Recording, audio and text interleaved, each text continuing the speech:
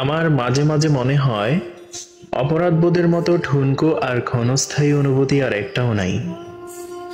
এই তো সেদিন শব্দ জুড়ে আঘাত করলাম একজনকে, আঘাত পাচ্ছে জেনেও থামতে পারলাম না। সবটুকুর আগের উত্তাপ ঢেলে দেওয়ার পর যখন থামলাম, তখন মানুষটার গালে অশ্রু চিকচিক করছে।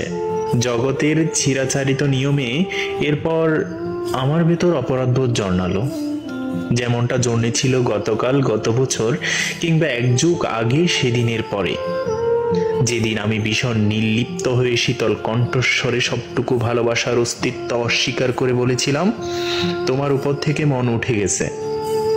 আমি দেখলাম ওর ঠোঁট দুটো ভীষণ জ্বরে জাপটা লেগে ঝরে যাওয়া গোলাপের পাপড়ির মতো কেঁপে উঠল কয়েকবার।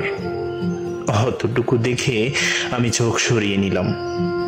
ওর চোখের দিকে তাকানোর স্পর্ধা আমার ছিল না, কারণ তাহলে ভীষণ অপরাধবোধ আমার নিষ্ঠুরতাকে গ্রাস করে ফেলতো এক নিমিষেই।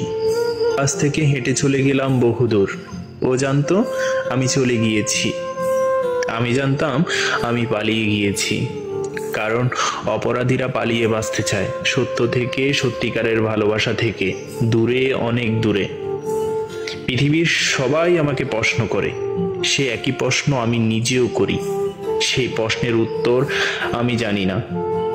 দিন শেষে সমস্ত কিছু স্রষ্টার স্ক্রিপ্টের উপর চাপিয়ে দিয়ে আমি নিজের অপরাধকে অস্বীকার করতে থাকি। তাতে অবশ্য কোনো কিছু বদলে যায় না।